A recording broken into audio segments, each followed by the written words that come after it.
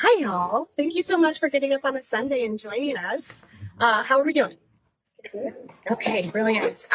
So welcome to Writing Solo Work at Fringe. If that was your intended panel, nailed it. If not, next door has ensemble. But the good news is you can catch, you can catch whatever you missed if you are interested in that. And on our YouTube, these will be posted by tomorrow, same time. That way you can catch anything you missed. Introduce myself. My name is Lois. My pronouns are she, her. A visual description: white woman, mid-length, dark brown hair, currently wearing a all-black jumper suit. We do visual descriptions for anyone who is visually impaired that really get a sense of what we look like, or anyone listening to our podcast, because all of this information is available both on YouTube, like we've been talking about, or we make a podcast version. That way you have a very easy way to just hit play in your car for any panel you missed during the Fringe journey. So before we dive in, we're doing land acknowledgement. Hollywood Fringe acknowledges we are in the unceded lands of the Gilbert, Tongva, and Chumash people. We do land acknowledgements as a statement to our commitment to Indigenous communities past, present, and emerging. This panel is going to be all about solo work, which hence the title. We're going to dive into the exceptional knowledge here before me, and I'm so excited, y'all. I have to and I'm always excited because panels are my favorite because I get to ask all the questions I have from artists during the Fringe journey. But the three of y'all, I actually got to see all of your work, and that never happens. With 420 some odd shows at every festival, I can't be in that many places. There's just humanly impossible. But I did actually catch all three of your shows. Strangely, not during the festival, not one of you. I think it was after the festival, so an extension that your shows had, and then before the festival. Hey, welcome, come on in. So that's a great sign for anyone. If I used your show during Fringe, there are still chances. I try to see work all year round, but I just, as I was diving into questions, I was like, oh, it's so funny, not a single joke during June. So we're going to cover everything about the solo journey, but specifically the creative process today. Because fun fact, 26% of Hollywood Fringe shows are identified as solo work, which is a lot. It's about 109 productions based on our stat last year. So it's important, I think, to name that because you're not alone in Fringe. Doing a solo journey can be very lonely in a lot of ways.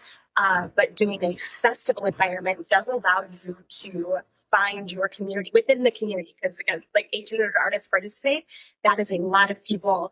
But as a solo show, you find your other solo work. So take a minute in this room and just look around. It's these are your fellow solo artists. This is your community, and it will help the journey so much to have those accountability buddies, or just the person to vent to, celebrate with, all of that. So you don't have to do this alone. Really quick, I'm going to double check that this is recording. I am the least tech savvy person of the entire Fringe staff. Beautiful. I don't know. Yeah. So guys, mine didn't record. Everyone else's did, but no, not Lois's. So I'm going to stop talking now and introduce our brilliant panelists, or have you introduce yourselves. If you could just go down the line with your name, pronouns, a visual description like I did just a moment ago, and tell us a little bit about your Fringe journey, and then just your background as an artist, what led you to Fringe to begin with. So jump in.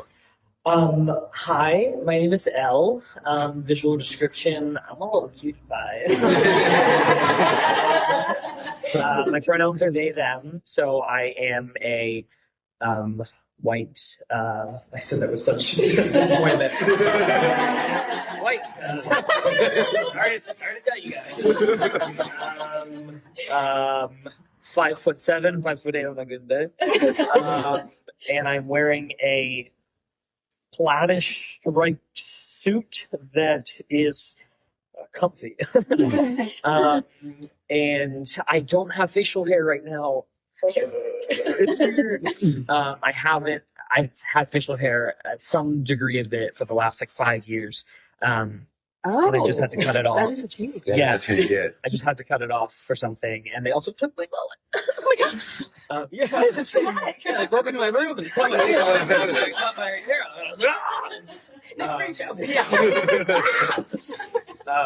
And you wanted us now to give a quick.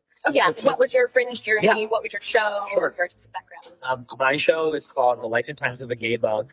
LTGB for short. We just bumped trans people a little bit earlier up in the acronym.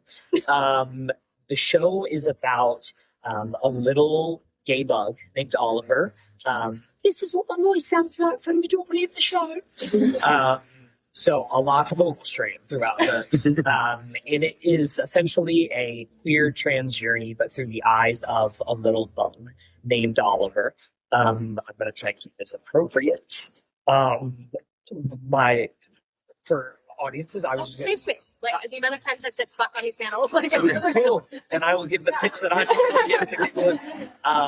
In the show, I am painted. Whoa, never mind. I am painted head to toe, hole to hole. Teal, and as I said, yeah, it's on the surface just kind of like a sweet little journey of a little bug, non-denominational bug, that goes on a journey to find their lost ball. But in reality, it is a story about identity and queerness and transness and kind of the scars and traumas that make us who we are. It is clown, and then my journey in terms of how I crash landed at Fringe.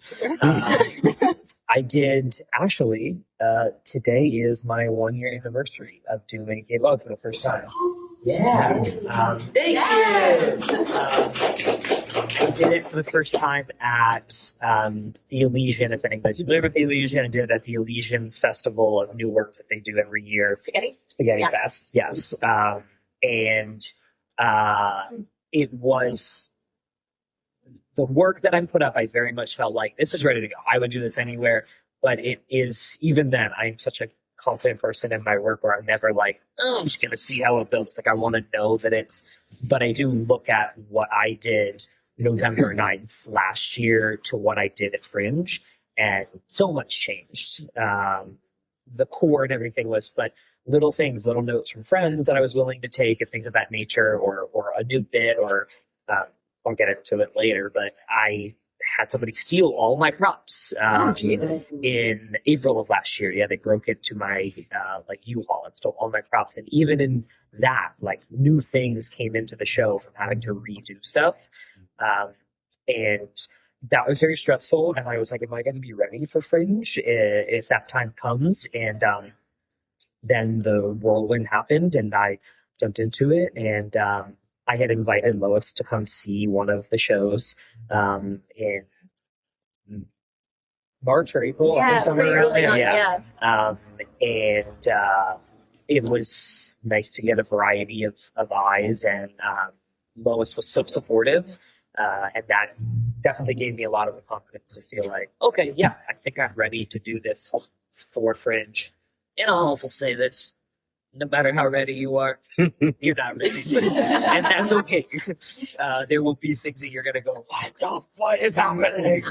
Us too. And that's just kind of a part of the process. Yeah. Fun add-on, because I think it introduces like something beyond Hollywood. It's like there's a Fringe community across the globe. Because we first met in Edinburgh Fringe, and we threw a networking, like an office hours in Edinburgh for anyone who wanted to get to know like the LA theater community. And so like the Fringe journey is like can start in such different ways, and your Fringe can continue in such different ways, which I'm sure you'll end up talking about a little bit too. But yeah, just to add on that there's a World Fringe network. And there's so many cool people you'll meet. I don't know that you know this actually, but I've become very good friends with somebody that I met at Hollywood Fringe this year, who was the exchange student, essentially brought her show from Maybelline. More Australian. Yeah. So the person who won the Australian exchange, we like linked up and we like FaceTime regularly. Her time zone her time zone is booked. So I get calls at like 3 a.m. It's Maybelline like walking home from work, and I'm like, not at the right time. Yeah. And then I'll be safe for her. Yeah. I love it. See, the Fringe community continues on. Yeah. Hey everybody, my name is Jamar Gilbert, he them pronouns. I am a black male, 31, short fade haircut, mustard shirt, white stripes, and short blue jeans, white sneakers. My show at the Fringe Festival was called Black and Blue. It's a show that takes 4 black male characters, each tackling the question, is there a right way to be black in America and survive? And each character has a drastically different perspective. And the first one is a old man who has a more conservative view, followed by a young, more radical, liberal, who wants to burn everything down, a police officer who is conflicted being a black cop, and then ends with a young child who's trying to figure out why adults are freaking out about race in the first place. Why does it matter? I think these 4 characters explore this question. And yeah, it was Really good. thank you. My first and only thing I've written. First only thing I've written. The journey to Fringe with it was so rushed and last minute. I wish I was in your seat last year. Right now, I hopped onto the Fringe train like late February at that point, and I had heard about it from a friend, Byron Cooley, who has a show Type 5, which I think is currently running right now here in Broadwater. Highly recommend going to see it. I saw Byron's show the previous year at the Fringe Festival and loved it. I was like, oh man, I really have a story I want to tell. And fast forward, February came around, and I had like a ceiling of black and blue bubbling that I was working on, and talked to Byron, just put it in the Fringe Festival, like just put it in, and you'll get the pressure of having a venue, having a deadline. It'll come to fruition within that span. I was like, oh, I'm going to do it, locked in. And I did the registration fee. Fire under ass. Fire under ass. At that point, a lot of venues were already being booked up. Went to the Actors Company before my show was even complete. I barely had a title. And I had the money for the registration. I went to the Actors Company, and got the last slot to get the space that I wanted in there. And from there, I was like, all right, I got a venue. I have the registration paid. Now, time to make the show. You're not alone in that. I feel like that is often the journey, because Fringe does provide, it's so hard. Our world is a shit show, right? Yeah. It's so easy to get distracted, to put things off. So many artists will sign up for Fringe. I said, okay, now I got it. Like, I put money down. I am on this path. So you're not I have alone to in that. do it. Yeah. I felt like so ass backwards coming into Fringe. And then once I got in, I realized like y'all had already had all these panels and workshops and events going. So I was playing catch up. But it all came together beautifully. And yeah, I was flying by the seat of my pants. We'll get into like the writing journey because it was like chaotic and spastic at best. But in the end, the curtains went up on the first show, and it was awesome. And I feel like within the past like 3 months, I've gotten over the imposter syndrome. Like, hey, I'm a writer and actor. Or I can call myself a solo performer, sitting on the panel, telling you all how to do this. And just this time last year, I had no idea I was going to do it. So this solo life, it can happen in a myriad of ways. I would say embrace the chaos of it is my first little note. And just see where it takes you. Did you win any awards? Oh, yeah, goodness, yeah. So I did my show, and I won the Denver Exchange Award. So I'm getting to take my Black and Blue show to in June to Denver to do. Wednesday, I'm taking it to Chicago to do at my college, DePaul University. And I also got to perform it at the Ventura Namba Splash Arts Festival there. So the show has taken on a life of its own, and hopefully my plan is to continue to tour it around the country, different fringes. I want to put it into like the college circuit because I think my show has a great message for like diversity and inclusion, especially right now. So I'm looking into breaking it to college spaces and going out to different colleges, do the show, do some workshops on how to create your solo show. And see what that dive right in, trade in that restaurant job to be an artist career. So yeah, so that's my journey with Black and Blue in a nutshell so far. Yeah. Okay, hello everyone. Amazing. I don't know. I'm so bad at talking to myself. I don't know why. My name's Marissa Rutka. I am a biracial, like an Asian woman with short brown hair. I'm wearing a blue striped shirt and black shorts. Pronouns are she, her. Did I miss something so far? No, you're doing great. Great. You're absolutely perfect. Nailed it. And then my show was called Peacock and the Rebel. And it was about how I have OCD, which always made me think my world would burn down. And then my home actually did in the Eaton fire. And so it was this journey of actually how the fires helped me create a more loving relationship with myself and my OCD. And so with that being said, my Fringe journey was also a little chaotic. So I had the idea of doing a show back in December, like literally around Christmas time. And I was like, 2025 is going to be my year. Like, we're going to do the Fringe. Life's going to be on track. I signed up, like I registered like January 4th, and I was like, okay, let's talk to venues, because I'm normally very like planned about stuff. And then of course the world's like fire. And then that just kind of got derailed a little bit. So I also very much was like, didn't start writing till end of March, really, just because I was like trying to get my life back together. But I will say, one, Ellen and Lois fucking walk you through the whole thing, and it's amazing. I don't think I could have done it without them. But yeah, I think like it was just sort of a very healing process of like getting to be creative and express this deep grief and having a space to like share with other people, and not just even performance of it, but the like meeting people and networking and finding a beautiful community of supportive artists. So the journey was just kind of like, just do things when you can, trust it's going to work out. And if you honestly follow Lois and Ellen, they will walk you through everything. And all the resources are there. And so, but yeah, I can talk more about creative stuff after, but yeah, it was timeline, registered January, started writing end of March, somehow came together by June. Well, that's perfect. It leads me to exactly my next question, which is like, let's talk timeline.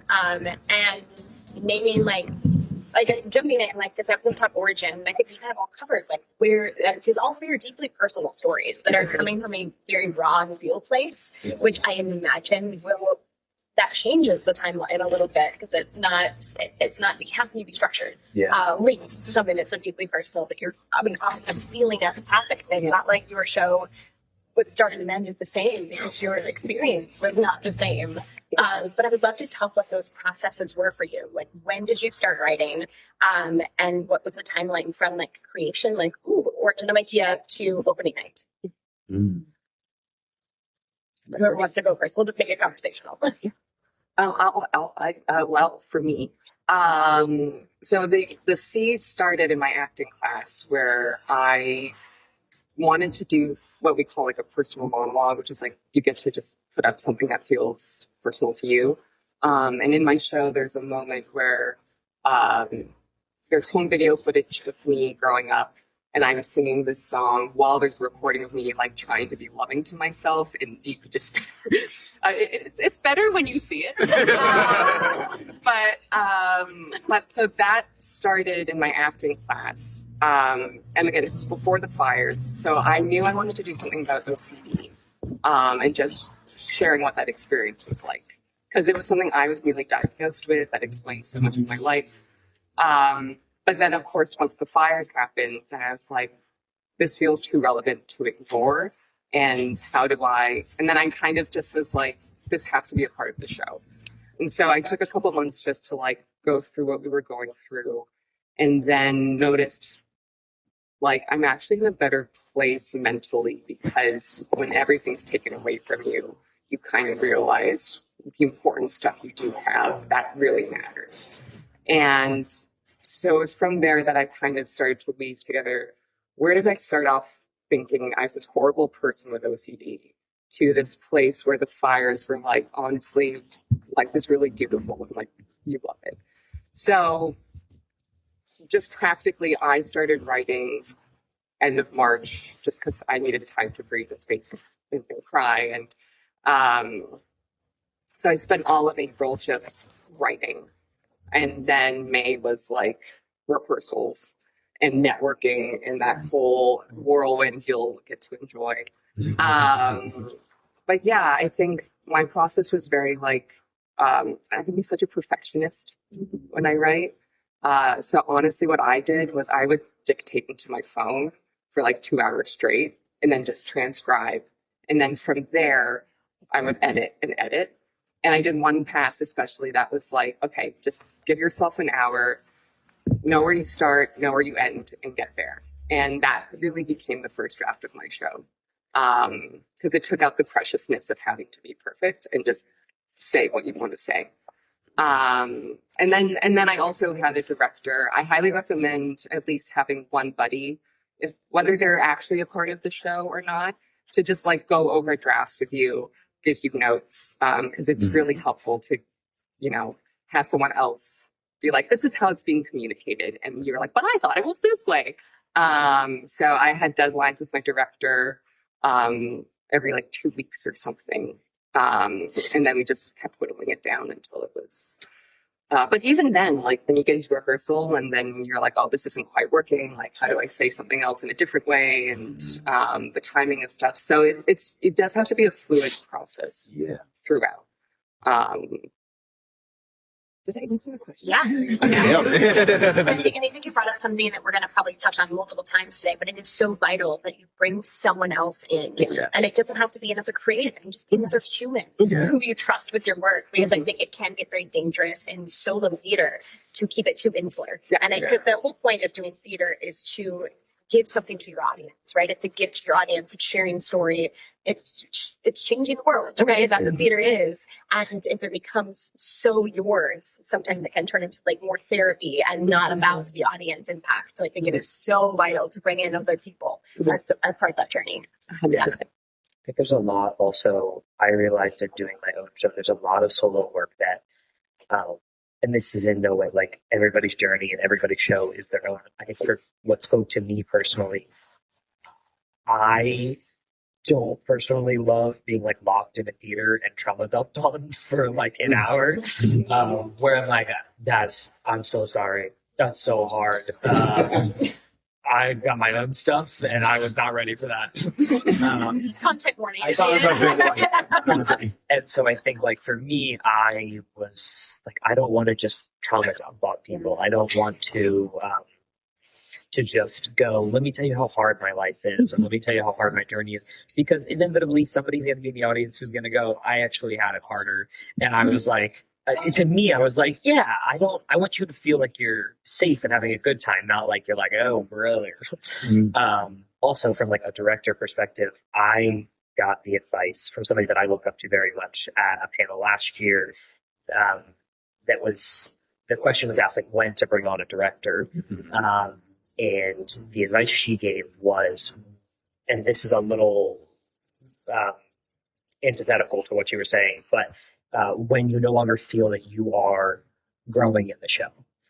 So if you are doing your show and you're like, well, it's my vision, I don't need yet somebody to like help sculpt that. I want to figure out what my own stuff is before somebody else comes in and starts helping me do that. And that was I was like, yeah, that is true. Once you get to a point where you're like, I feel like I'm just doing the same thing over and over again, and it's not actually growing or changing, bringing somebody in can be helpful to see another perspective or whatever it is. I guess I'll just roll quick into my experience.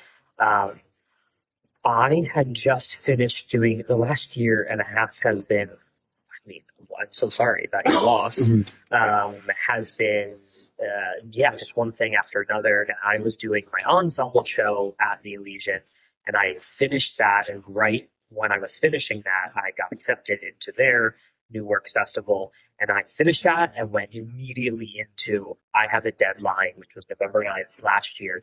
Having a deadline, whether it be for Fringe or whatever it is, definitely lights a fire under your ass, where you're like, well, I've paid for this venue. I've got to have something.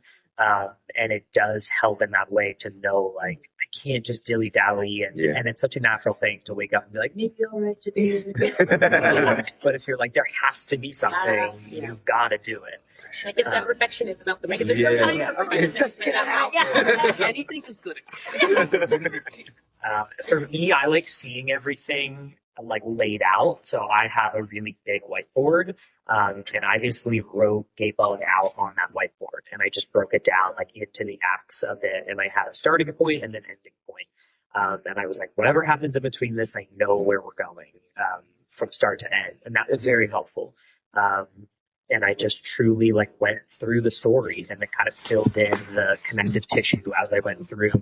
One of the hardest things in that, and I think it speaks to a lot of solo shows, was the connective tissue. A lot of times people have like really great beats and really great funny things that happen, but it just kind of feels like they're like, okay, this happened, and now we're going to go over here. Yes. And you're like, that's cool. There's not really like a story there.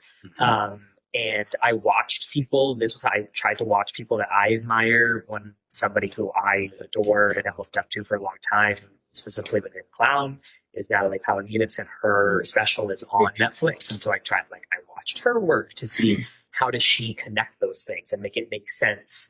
I tried to watch friends' work and see what people do, because that can be the hardest. And I realized actually while we were doing preview stuff for Fringe, that it was often hard to pull a little piece of my show to do like a 3 to 5 minute for a preview.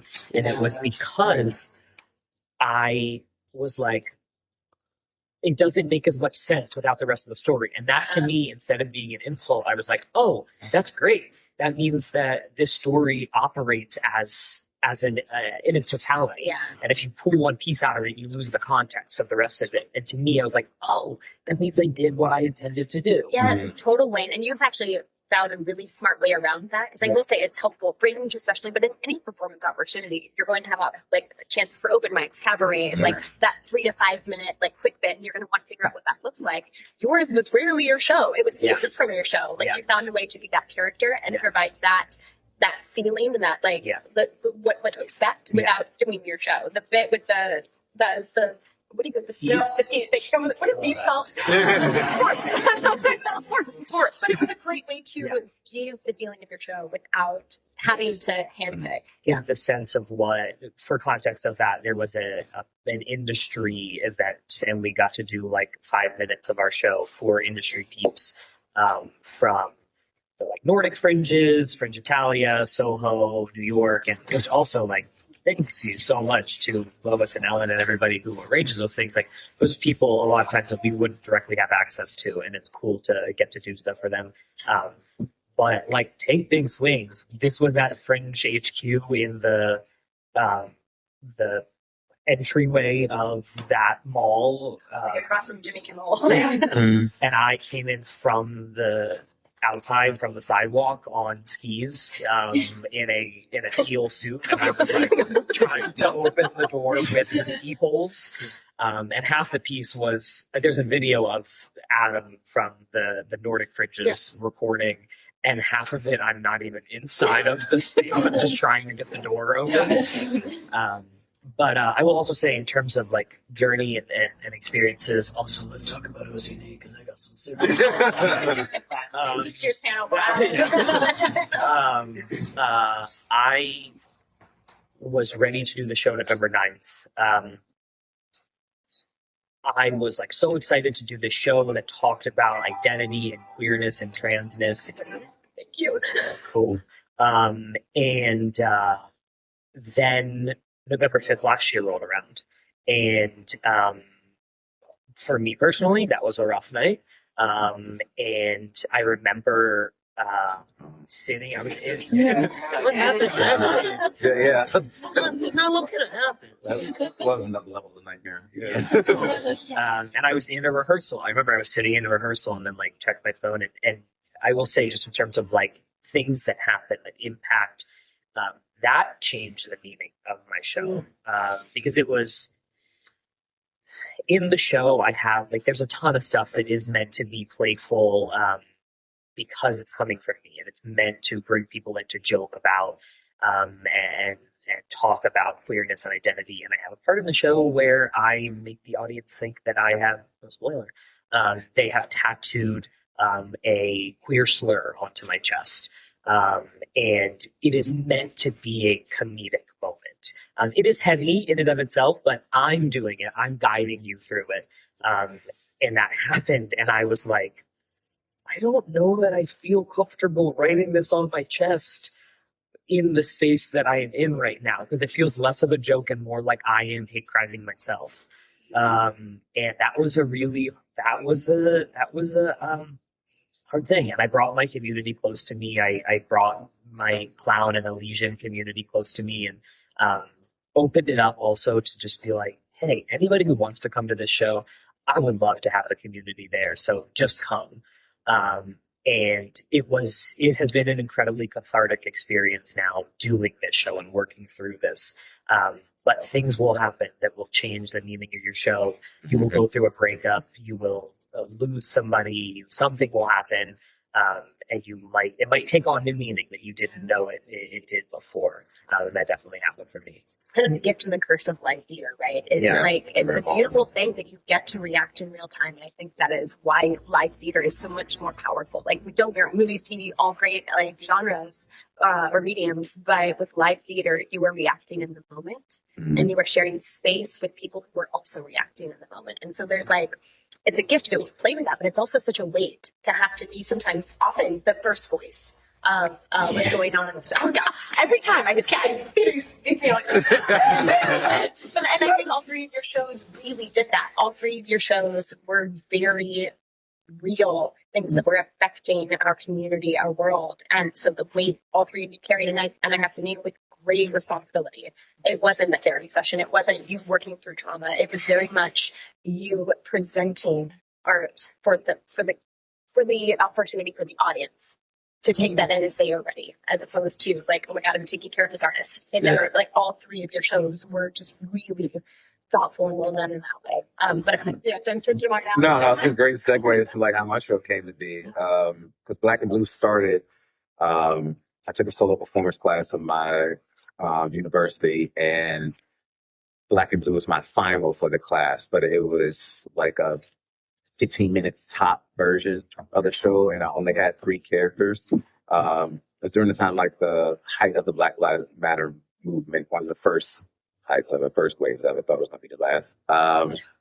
And I had these conflicting ideas on race. I grew up in Mississippi, Bible Belt, and there's a certain mentality down there that is very different from the Chicago community I ended up in, which is also very different than the LA community I'm now in.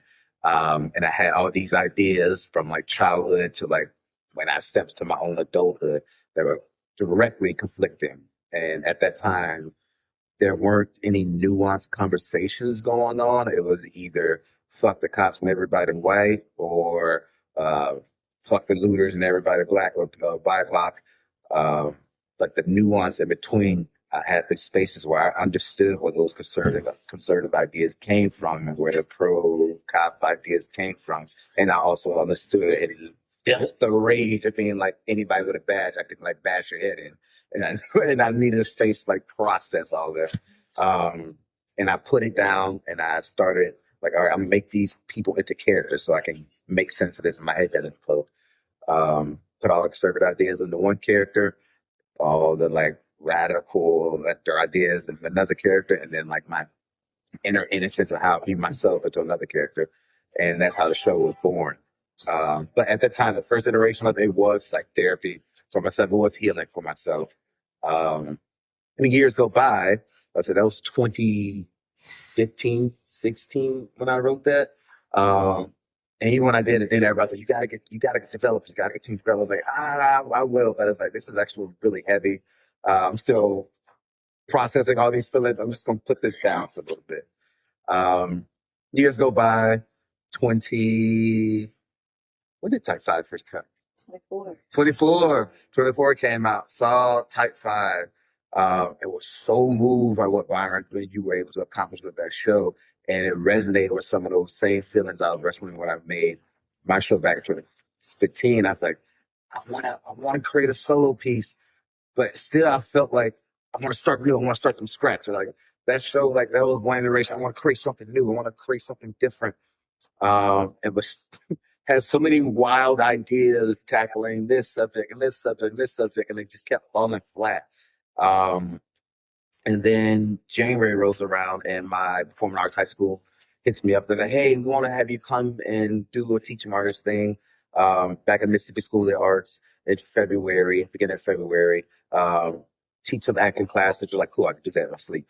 And like, I saw do a community performance. It's like, I have nothing. I'm working on all these ideas, but none of them are working. I don't know, but like, I need to have something cool.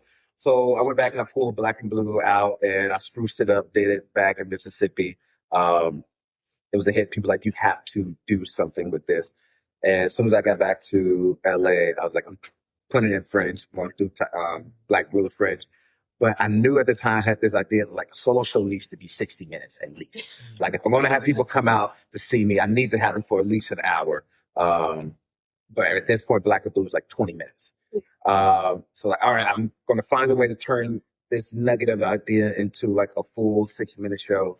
And my writing process ended up being taking each character and just like fleshing them out completely, giving them more of a backstory, more family connections, diving into these nuanced ideas, a little more heavy. And at this point, I'm more healed.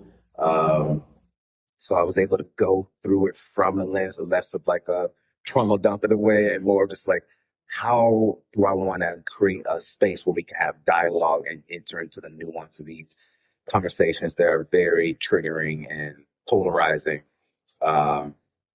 And I did that, took my first character, fleshed out all these ideas, and like bulletproofed them as best as I could, fought tooth and nail to like make them as true and as authentic and to pull on your heartstrings, pull on your logic, and really make a case for one character. And then once I felt it was in a good spot, I moved on to the next one and completely obliterate that first character's argument everywhere I could with the truth of the second character. And then the little boy, would come in, I would have like his innocence just come through and make all the first two arguments seem just like so idiotic and stupid, with just the innocent joy and love.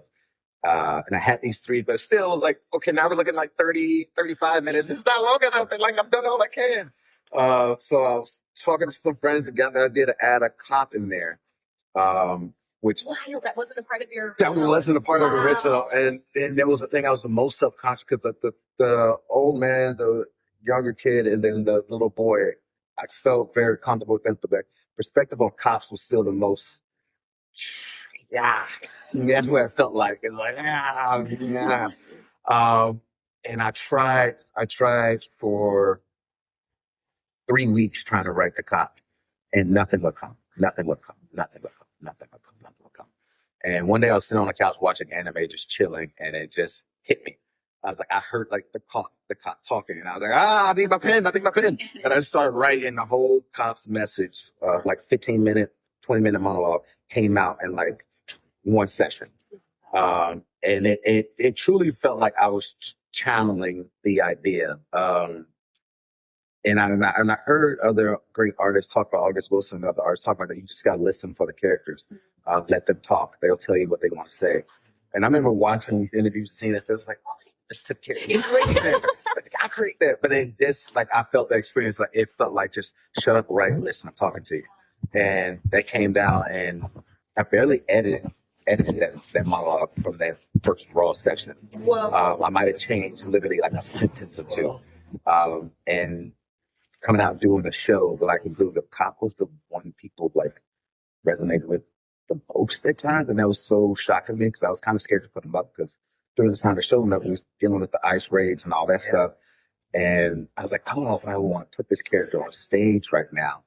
But the amount of people that came up to me, it's like, hey, my uncle is a cop, and you displayed something that I feel like most people didn't see. That he's always trying to talk to us about the stuff I miss, or when my wife is a cop and she's Black, and like you really hit on the head some of the stuff she deals with that people don't think about, and it opened up a dialogue and conversation. It's like, oh, cool. So if I put my pen towards what's the most difficult to talk about, sometimes that's where the healing for everybody's at. But it is terrifying. It's so terrifying. But yeah, my whole show Black Blue was just a lesson like just point the pen where it hurts the most, and that truth will be healing for you and unlock something for other people as well. But I will say, as you write, like if you could do that, go for it. It will not be easy. It will be terrifying. You'll be second guessing the doubt while stuff click in. But I guarantee if there's one person that comes up to you and lets you know that like, hey, that really did something for me, or even if that one person is just yourself, if you feel like that did something for you, like, I'll say it's worth it. But yeah. That literally leads me to my next question, which is what insight? I'm totally like a page me down. I moved on entirely from the script. This is just happening not. But what was it? Because all three of your shows were deeply personal, deeply timely.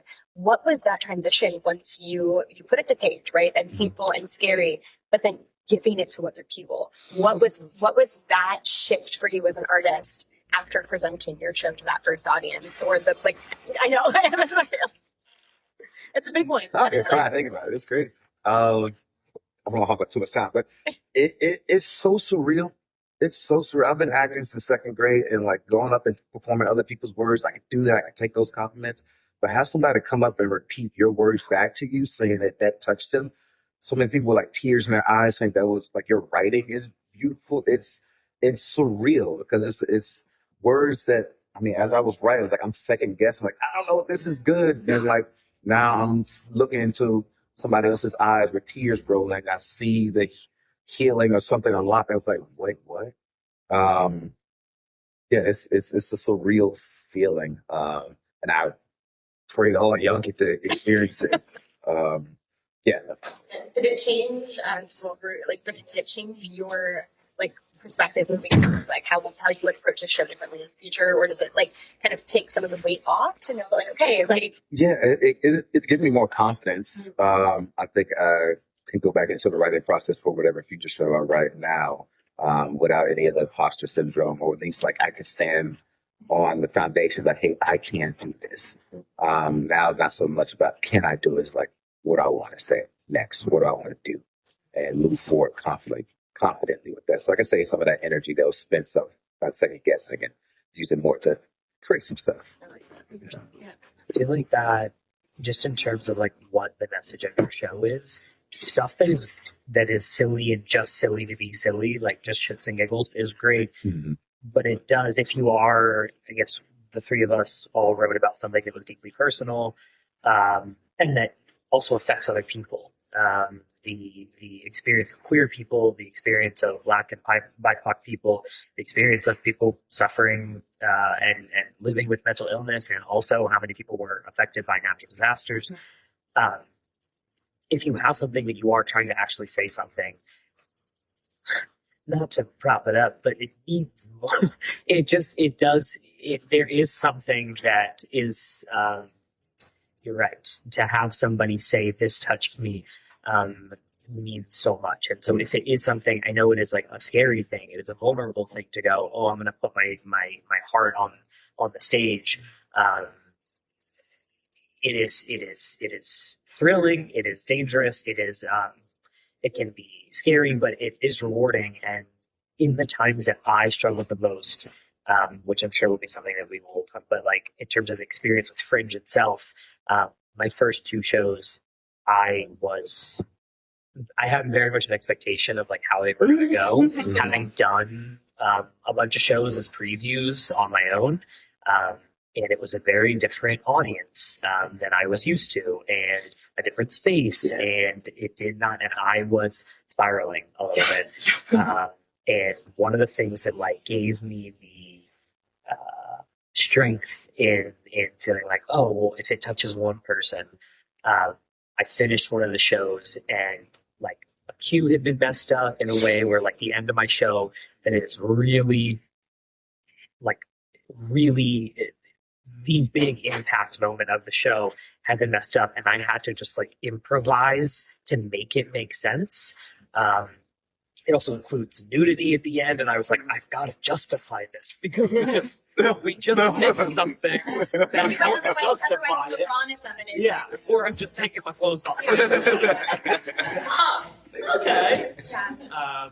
Earned nudity. I was like, yeah. And I was like, oh God, have I earned it? We missed something.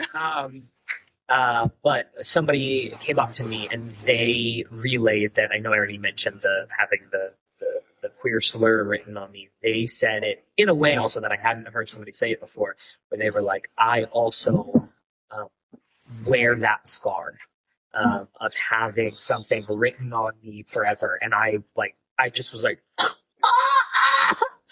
and it said something to me though, which I knew in doing the show, but like, while this show was in a lot of ways about me and the collective queer experience, it's not about me.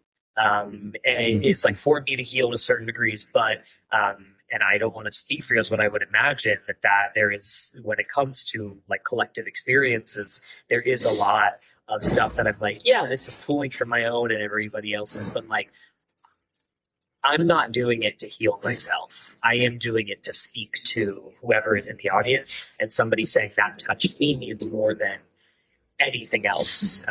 And to that point as well, since we were talking about like trauma dumping and whatnot, if I can impart in any way something that I hold very near and dear to myself, that is a clown tenant, if you're doing clown well, is that you take care of the audience. And even if you are doing something that is meant to be, that is meant to metaphorically smack the audience across the face so that they go, I don't know how I feel about that.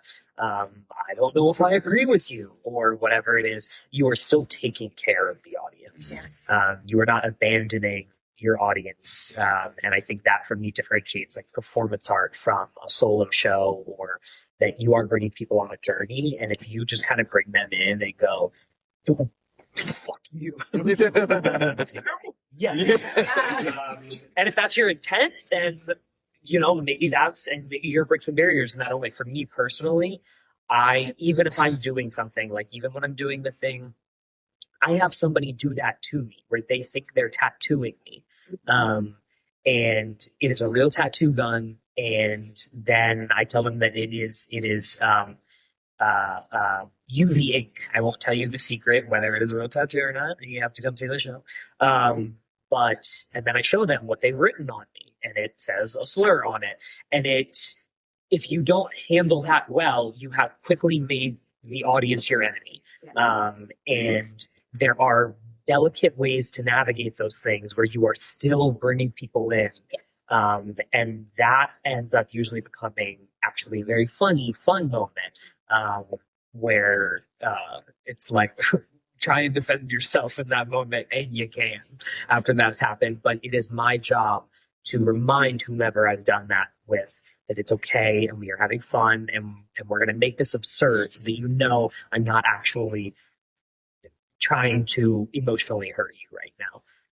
And that is something I think that is really important in doing solo work, is remembering that a mentor of mine said this to us after a show one time. The audience wants you to win. So don't make them your enemy. When you first step into that room, they want you to win. So Especially a Fringe audience. Yeah. God, Very like, they're like, please, God, please. Yeah. Please be good. Oh. I've seen so many. I was with friends last night, and they were talking. I was saying that I was doing this, and two friends I didn't know were coming were like, I wasn't sure where he was going with this, and he was like, I've seen a lot of solo shows. And I was like, oh no. He's like, I've seen a lot of solo shows and a lot of bad ones. And he was like, and I didn't know what I was getting into when I got invited to a clown show. And he was like, but your show, really fucking good. And I was like, oh, thanks, dude. Oh, you really buried the lead on that one. But yeah. Yeah, and I think it's important to note, I think, too, that, like, right, it is, solo work is 9 times out of 10 going to be a personal story. And it should be, right? Because it has to come from your space. And I think, like, as a solo artist, do the double check. Like, check yourself on, is this a story I should tell? I think it is important. Like, all three of you obviously should be telling the stories you told, but I do think it is important to check in with yourself and make sure you have the qualifications, the lived experience to share that story. A, because that's just the appropriate thing to do. And B, it's going to be impactful. I have sat seen shows where I felt kind of tricked. At the end, I found out, oh, they didn't have the lived experience they were talking about. And like some of it is obvious, some of it is not so obvious, right? And I have felt tricked. Like I suddenly had paid money to be tricked, as opposed to like, what a gift to have a chance to connect with another human, because solo work is vulnerable, it is personal, and so it's a gift as an audience to be able to sit and take that in, to get to know someone. Now I have an understanding of the world I didn't have before, an education I didn't have before. So make sure not to trick your audience, and make sure that it is a story you have the lived experience to share before you get too far into this journey. Yeah, I feel like for me, I felt with like OCD particularly, I didn't know anyone else with OCD. And I was kind of like, I felt so alone and isolated. And because of that, I was like, well, I want to share this with other people. But then when you do that, so many people come up to you after, be like, I have OCD. Yeah. And then you're like, oh, I'm not alone. And that's like the beautiful part of when you share something so specific. Because even if someone doesn't have OCD, they're like, but I relate to the feeling of like ruminating, or I relate to the feeling of like no one likes me, or like, and especially like the OCD I have is not like washing hands or, organizing. It's very mental. So it's like the spinning, going back to like going from script to stage. Like I'm newer to theater, so I don't have the hours of like being in front of an audience and like understanding every night is different. And I always have spins about like nobody liked that, which is then crazy when people come up to you after like that was beautiful. You're like, but you guys weren't laughing. So like that has nothing to do with the work you're doing on stage sometimes, But no, I think as specific as you can get about your experience, the thing that feels very like, I don't know if anyone else feels this way, so let me share it. That I think is really when, because those are the things that we all keep inside because we're afraid no one understands, So I think that's what's been really beautiful about seeing other people's work who like, I don't have those experiences, but I know, like I think you after your show and I was like, listen, I feel seen too. It's not my experience, but I think that's when you can get. And I think writing, going back to writing a little bit, I know, like, jump your hand. But I think if you can focus on story more than emotion, because I think emotion, if you're like, I gotta make it as sad as possible, that's where the trauma dumping comes in. Yeah. But if you can be like, what is my message? Where do I start the journey? Where do I end the journey?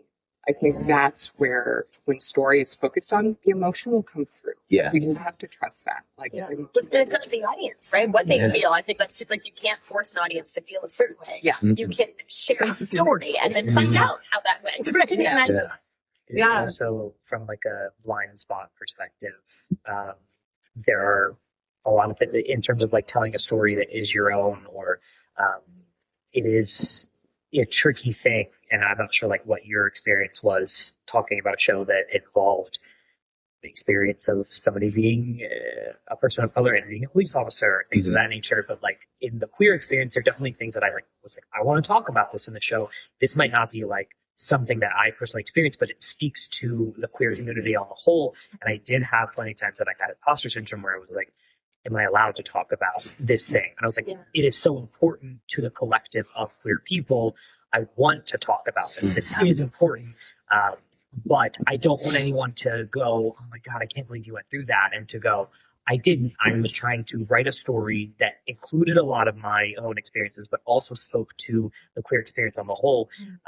And I definitely asked myself those questions. And I went through my OCD every once in a while. And, oh God, I'm lying at things. But that is a hard balance, and talking to people and asking your colleagues and your peers what their perspective is on it. And because it's a gray area, right? Like it's not always going to be obvious. Sometimes it's going to be obvious. There are certain characters I will never, portray, but it's not always so obvious. Yeah. And there are also in that, I mean, even in talking about this, like,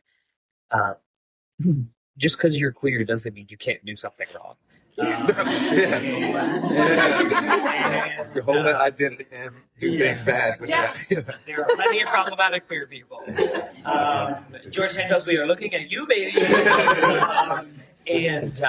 But like from that perspective, I am a white person that is telling this story, and I do have the desire to be like, I want to be able to connect with people of color in this story, and make sure that like people of color feel seen. And that might be something that transcends race and ethnicity and identity in that way. And it might just be the queer experience itself is what speaks to people. But that is something that I realize as well, that there may be blind spots in the show where I go, oh, this may speak, like if somebody were to come up to me and be like, I think your story is speaking to a white audience and it is not connecting with like queer people of color, I would want to figure out how to work that and figure out how can I speak to a wider range of people without also like telling a story that's not my own story. And I don't know. I'm not giving an answer in that because I don't know. That is a sometimes asking the questions is the answer, right? To make sure, because oftentimes people are not asking themselves these questions, and that's where we end up in really uncomfortable with bad situations. So as long as you're asking the questions, like you're going to, and ask each other. Ask the other thing about Fringe is even if you don't have much of an artistic community in your circle currently, you're going to have access to people who can give you advice, who you can ask these tough questions and have a conversation. That way you can get to a place where, like, is it going to be always right? Maybe not, but at least you're having the conversation, which is how we're all going to grow, right? Like, that's the only way to do it. And with that, I want to kind of jump into research because I think, like, of course, like, it's personal, but it's not a singular journey. You are collecting information, you are sharing a larger perspective. So what was y'all's research process? How did that tie into the story? I think mine was leaning on for the writing process part. It was leaning on friends who I respected their writing, who are writers, and asking them about like, how do you go about like tackling your stories or like having them like look over my story? I remember I linked up one friend and found out about like the use of like a core thematic question within your piece. He's like, just figure out like what is the question your piece is asking, and then how is every character exploring that question or trying to answer it in their way. So I remember having a session sitting down with him. It was like spitball, like going through. It's like what is the question? Is this, is that, and landed after like an hour and a half. Like, is there a right way to be Black in America and survive? And I was like, okay, now I'm gonna take this first character and like, everything he said is like his answer to that question. And everything this character said this and having that core theme was like, oh, this I can branch out and then go back and use this question. Like as I'm looking over the piece, is this character answering this question in this section? Did we defer away from it? Like how can we get back to it? As far as like the right, because I had never written before, so that was really helpful for me. And then as far as and then as far as the characters, each one of them I kind of understood. The cop was the only one. I did take some time, like watch some YouTube interviews, just like several Black cops, and just trying to get an understanding of that perspective. But a lot of the writing for the characters came from like different parts of my own lived experience and poured it in there. But for that cop stuff, like I'm not a cop, but I want to make sure I'm not like portraying their stories. So I did take some time to just like watch some interviews and try to get my headspace and get an understanding of what that life is like. But leaning on friends who are writers and good old YouTube. YouTube, the endless archive. Yeah. I had a lot of archival stuff in my show, so video footage, homework assignments from like the 4th grade that I would like project. My sad recordings in the car where I'm like, I don't understand why people don't like me. But not trauma dumping. But it really wasn't. I mean, like, no. I actually, yes, I agree. So it was a lot of sifting through archival stuff for me. And then also,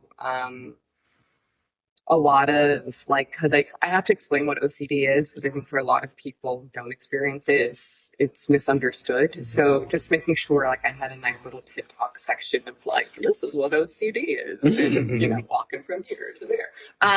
But I think a lot of the research, and I like that you brought up that it's not just like going to a library and being like, what is this stuff? It's gathering your resources, your community to be like, what is the core question here that we have to ask? Is this coming across? Like polling people, I think that's a big part of it as well. Yeah.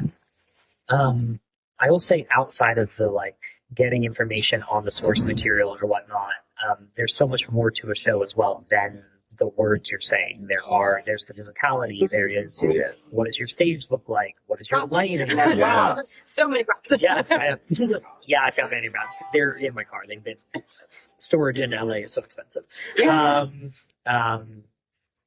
There is so much more to it than not just the story. I mean, that is your meat and potatoes, but like the research of, like, for me, it feels silly, but like I'm a bug in the show, and so I was like, for this to feel cool to people and authentic and bug like in some way, I was genuinely like, how does a bug move? Bug on YouTube. Yeah, watching a lot of bug videos. So I was like, and I was working on, like, in my getting ready for the show, I was working on body movements and like, how does this affect this? And the time does pay off in the show. All the characters that aren't me, or not me, aren't the main character, Ollie, are like the monsters of the show. And I use clown masks for them, handmade, in the like Venetian paper mache style of clown masks. And I'm switching back and forth between those monsters, but getting that down was a science. And I'm still, like, in terms of growing the show, I was just talking to somebody about this the other day, I'm trying to find a better way to be able to switch between the characters without having to do this consistently. But like figuring those things out, every aspect of your show is your art. And so Going into those transitions, right? Yeah. Transition is such an important part. and it is, I think that is something, leaving a show where you watch somebody and you go, wow, they really are a master of their trade, is so much more fun than leaving and going, okay. Like watching somebody genuinely do something amazing is so cool. And so, like, I don't agree with the, like, don't take yourself too seriously perspective. Like, of course, like, have fun and be silly. But, like, if you're taking this amount of time to do this, fucking do it. Like, put your heart and soul into it and prepare and feel confident about it. Because I've gone to 1,000 shows, 1,000 solo shows, and I can name you maybe like 10, I think, that I'm like, I remember very specifically that, and that person was a master of their trade. And the one that comes to mind that people, I think somebody was just talking about in the lobby, Julia Mosley's Ha Ha Ha. And I saw it at the Elysian. I tried to see it in Edinburgh, and she had like just had a New York Times article come out, and it sold out. I was in line waiting, and I couldn't get in. And they were like, sorry. And I was like, no! And I saw it at the Elysian here, and she didn't even make eye contact with me. She made eye contact with the person right behind, or sorry, I was the person right behind her. She made eye contact with this person. And I was looking at her, and her neutral, just her base existence said so much to me in a way that I was like, oh, you are so good at your art. Like, you are so good at the thing that you do. You are so talented. You are so funny. It is so perfectly scripted. And I know I keep coming back to Natalie, but everybody who's seen Natalie's show in New York at the Cherry Lane Theater says how perfectly manicured it is. And by Fringe, it might not be the most manicured version of it, but I don't think there's like anything wrong with that, of being like, I want these transitions to be nailed, and I want these things to be, because it really, when theater is done well, it is so much more fun to watch than when you're like, you just gotta do this together and saw what happened, and that, in terms of like research, doing the work of just like, I'm gonna rehearse this, I'm gonna make sure it's ready to go, because I am putting it up for an audience, and I respect that they are coming to see this, and I want to give them something good and valuable. Yeah, and I think knowing what your specific hurdle is to your show, right? As humans, we have like weaknesses and strengths, but we also, with our show, you're going to have things where like, this is going to be a hard part. And like props and getting, like, you had so many intricate like changes throughout. So, like, you had to really figure that out to make sure your story flowed. With Black and Blue, the characters, you had to know exactly who you were flipping back and forth between. And like Marissa would say, it's like you had all of the tech elements, but it was the storytelling. It was you telling the story.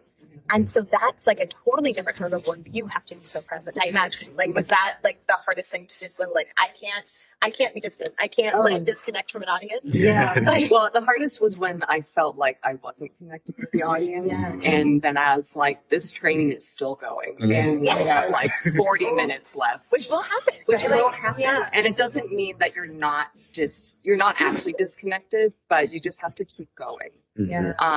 But yeah, I mean, I think the personal storytelling for me,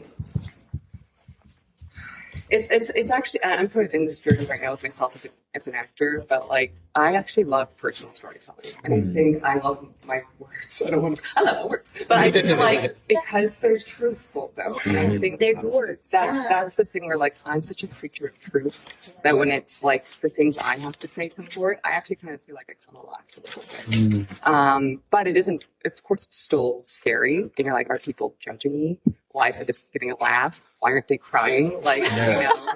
I need this too. Why are you not crying? But I think it's also, and I was thinking about this as we were all talking, and but I think a big element, at least in my show, I know for sure in your show, it sounds like yours as well, is like having heart in it. Like if you come at things with heart and love, even if it's something sad, having that little bit of hope. And the thing that we're all like kind of tied together with, you know, I think that's sort of where, like, even though the stuff I was talking about was either really sad or hard, or like, I think talking about the fires was definitely the hardest thing and like the freshest thing. I think because there was that like sort of heart underneath it all, rather than just like, this is depressing, you know, I think that's sort of what makes it alive for me. It's like holding the dichotomy of, I can be like light about a thing, but also feel its deep sadness, and I want to share that with you. So I think that is something, you know, if you go at it, like you said, with like that full intention from the beginning to the end, like I think you'll be good. Yeah, I think, and right, because I do remember your show where, and you fucking tears in the breath. I'm crying during all three of these shows. And our like guys with love. every I just can't help it. I get like it's a mixture of just like being touched by the story and just being touched by the artist. Like watching, like you're gonna watch each other go through like this journey, and it is a really cool thing to meet someone at office hours for the first time and then see their soul. Like it's essentially what happens in a real way. And like with your show, it felt like I forgot the rest of the audience was there. It felt very, and I think solo theater that is like very storytelling has this ability where it's like I'm just sitting in your living room and being told a story, and it feels like suddenly I have this new best friend who is like opening up to me, and it's a really special thing. And so I think I mean sometimes that could be hurdle. That could be the hard thing. Is just you have to be vulnerable to allow for that. Otherwise, it's a TED Talk. And that's vulnerable doesn't mean you're crying. No.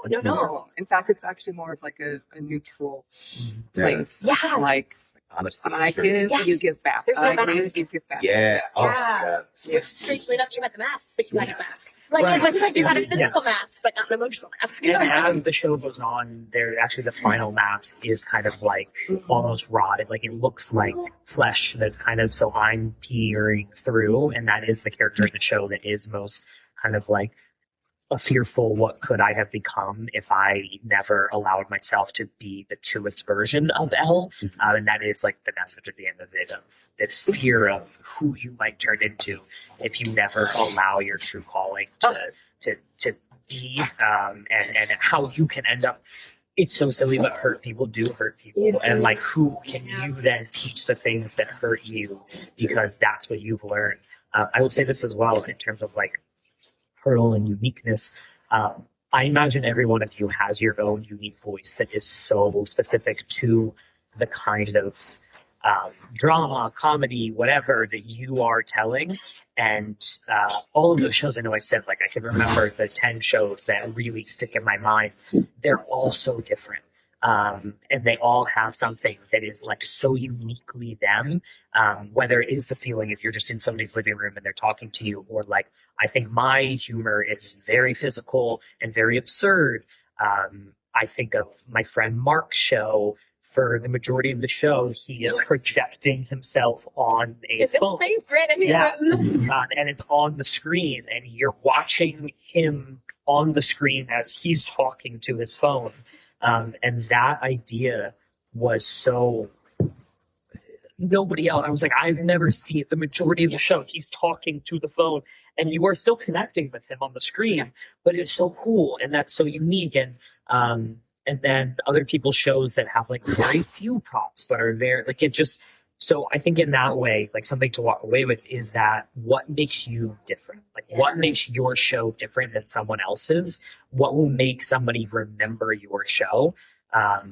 And I guarantee you, you already have it in you. It is just going, cool, let me access what my unique voice is. And that might be a part of the hurdle of going, I don't want to make something that is just like everyone else's. Like, what truly will somebody walk away and go, this is why I remember your show? Kind of antithetical to what you were saying before, but I think, we live in a world where many things can be true at the same time. Yeah, Right? true. Right? And so I think, like, yes, of course, you want to bring your best work to the Fringe. And I think with that, yes, that is a yes and. Always do that. Like, to put your time into it. It's your work. It's your money. It's your time. Like, it is, like, you only get a chance once, right? Like, to make the most out of it. But in the, like, opposite end, like, take a fucking risk. Yes, Fringe is the space to, like, you're not putting in a show up at the pages. You're not spending. I mean, it's like, it's going to cost money, and you want to not waste money, certainly. But there is a more of a freedom to fail in that it's not quite as much money as doing a 4-week run. It's also like your audience is on the journey with you. They do. Like, they're going to come to Fringe and see all kinds of work, and they are prepared for the, like, well, that was a big swing. It's not quite there yet, but it is going to be something I'm going to be proud to say I was the first audience for. So you do have that, like, the self-efficacy space to take a risk, sometimes fail. And guess what? You're going to have people, other artists, the Fringe staff, your venues, people that are going to, like, pick you back up with that failure, but also, like, sometimes it's fucking magic. And It is. The magic is in it. Honestly, it always is. It's just sometimes you can, you're going to have more hurdles than other times. But I think, so don't be afraid of, yes, do your best to have something like polished and ready to go, but also swing big, because this is the space to do that. It also won't always work. No, I it won't always wish somebody had told like that. I don't even know, wish that I said somebody told me that, because I don't think there was any way for preparing for it. But I know I likely mentioned that I came into my first show and I was like, I've done 5 or 6 of these and I know what the general response is and I'm holding it, but like, and the first show did not go the way I wanted it to. And I was like, oh my God, I'm not funny and this show sucks. And like I said as well, that even that there was the one where the queue dropped, but I had a couple shows where I didn't feel, to your point, like I was connecting with the audience. And at the very end, this piece of being in my most vulnerable, of revealing my rawest form. And I was like, there were a couple shows where I had a moment where I'm like about to do it, and I generally mentally prepare myself and I go, okay, we're about to show ourselves in our most, and I wasn't excited because I didn't feel like the audience was with me on that journey, and I was not excited to do that thing. And I think perception of how you experience versus what an audience is experiencing is very different. Because I had a lot of people that were like, that was awesome, I love that. I was like, well, then why the fuck were you laughing?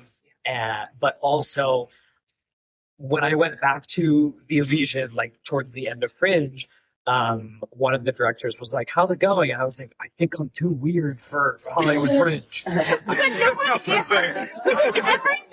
was like, I think I'm too weird. And I did really like that did help. I think Adam or somebody during one of the panels said straight up, if you think everyone is your audience, you don't know your audience. Oh shit. And that to me, I definitely in that was like, I want to speak to as many people as I can, but I do know who I'm speaking to in this show. And I had 2 shows that I felt like this was not my audience. This was a Fringe audience that was looking for like theater. And they came in and they were like, what the fuck? And then truly, I was like, oh God. And I had to like just kind of white knuckle it and go forget about it. And I was like thinking about changing stuff. And I spoke to another person that I look up to, and he went, don't change it. And also don't demonize this next audience because they are not the people that were before. Don't come in kind of being like, fucking lives. Yeah. And I was like, that was really good. It's a fresh start. And that next one, oh, it was my audience. Yeah. It was the weirdies and it was the weirdos. And I was like, these are my ladies. And we have the show. And I felt so at home and I felt safe. And the last 3 shows were that. And the last one was a sold out. And it was that. And I was like, okay, this is I want to bring other people in, but I know who I want to market to. Like, I know who I'm intending to reach. And I think that's huge because we're talking about the creative process, but it all blends together, right? All of it is you have to be prepared to market it. So thinking about that as you're writing a show is necessary. And I think you're right. Know your audience. And it's not like you're excluding people. You're not saying others are not welcome. But knowing your audience is just going to save you time and money. Because let's be honest, if you are, if you have a comic book, show with very like superhero, then maybe don't worry about, the ballet school. They're not going to be the ones who are like actively hitting up the comic book show. So knowing your audience is going to save you time and money. And also, fill that house with people are going to connect. And then, take a risk on some new audience. Yeah. Like, absolutely, because I think that is also key. You have to be prepared and want other people because that's how the world changes, right? Again, we're going to be exposed to theater with otherwise. I mean, I'll be honest, clown, 5 years ago, I was like, what the fuck is clown? Red nose, like legitimately, which I'm shaped up now. And I get it was Fringe that introduced me to clown. And now I see tons of theater I wouldn't have otherwise taken a chance on because I heard clown and I thought red nose, haha. No, we're not doing that. So it is a beautiful and Fringe allowing audiences to take a chance for a $12 or $15 ticket as opposed to I'm not going to take my chance with the Devin. Yeah. That's $100. Yeah. Whereas I can afford to take a $15 risk. So know that going in. With that, so I want to talk. Because I could do this for hours, but I'll give 15. So, but I want to talk. What advice would you give? You kind of already touched on it, but what advice do you wish you've been given now from last year? What do you wish you would have known about Fringe, or what advice, or my favorite is what was it? Daisy. I love sharing the wins is so important, but I think sharing the struggles, the failures, oh my God, this was horrific. I wish but here's what it is. So you don't do it. Do you have anything that you can impart to people just starting the journey? My biggest hurdle, I think, was just the marketing and getting asses in seats. Sure. I think that was a big lesson for me because I spent so much time in my artist brain. It's like, I need to get this show down. I need to work on this physicality. I need to make sure the acting beats are good, the lights are good, all that. Got the show in perfect position, but you can have a perfect show, but nobody knows about it. Yeah, they don't know about it. Yeah, and we're just that was really all the time. And I personally, this being my first show, I hated the social media marketing or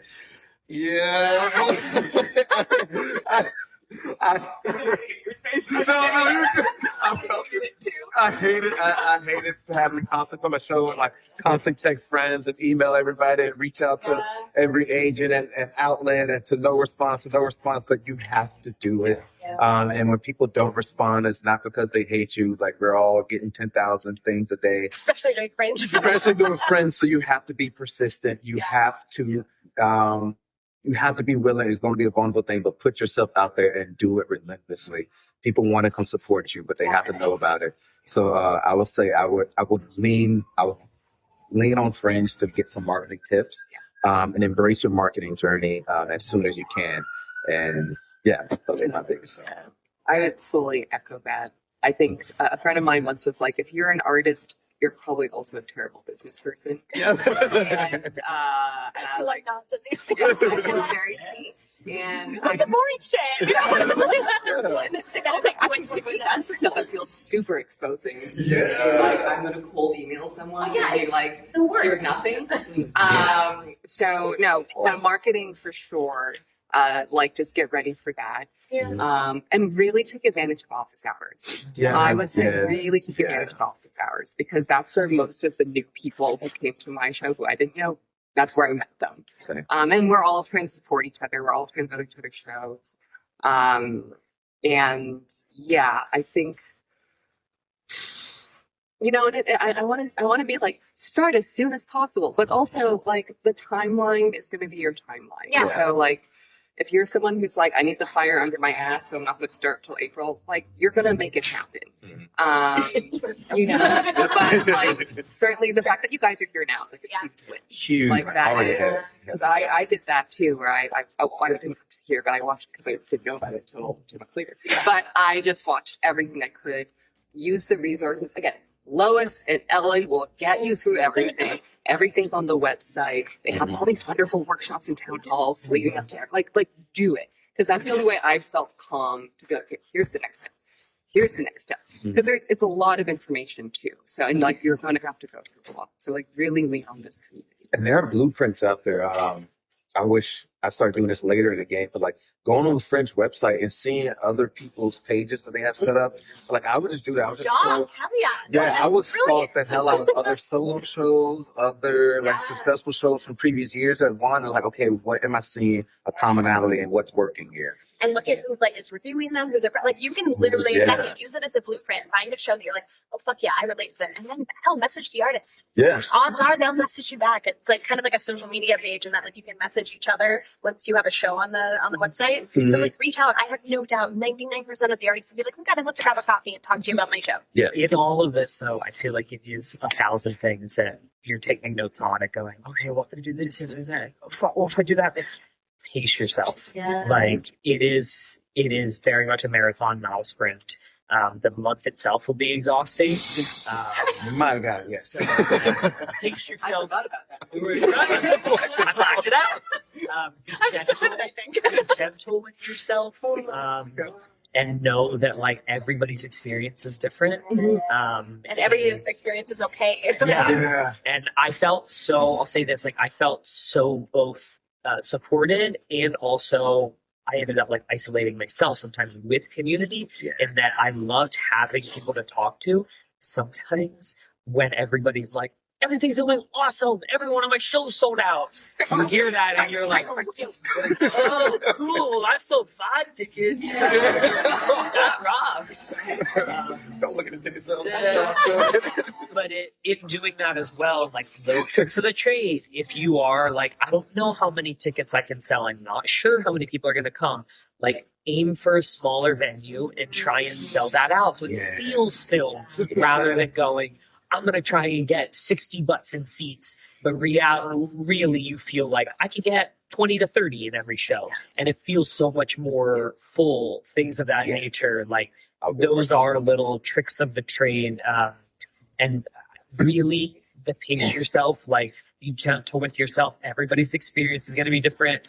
And I mean, Lois and I talked about this a bunch of times, where I was like, if I'm going to do something right, I want to do it right for like the awards trip. Like I want to go for, that was something that, where you're like, if I'm going to put all this work into it, I don't want to go into it doing it just for awards. But of course, I'm going to aim for something. If that is your intent, you will have a bummer of an experience. And it is a very grounding experience to start off and go, I'm going to win everything. I'm going to win everything. And then you have 2 shows where you go, oh, fuck. Oh, no. Like, pace yourself in that. And connect with people and know that the show will connect with certain people. And it might not go the way you thought it would. I bet you it's not going to.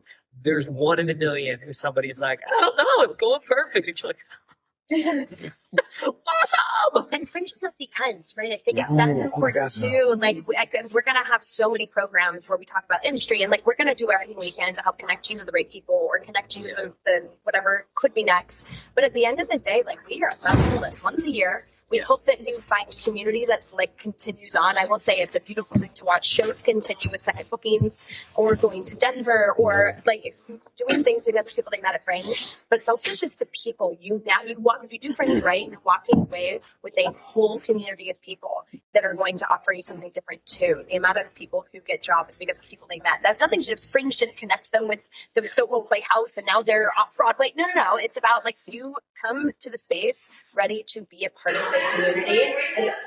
I'm telling my timeline anyway. Was that it? Yeah, it's enough. Oh, shit. We're just saying, bigger things happening. Yeah. What's happening right now? Yeah. Every Saturday at 9 p.m. Yeah, and That's the start of my show. Fringe goes in 2024, right? So, Yeah.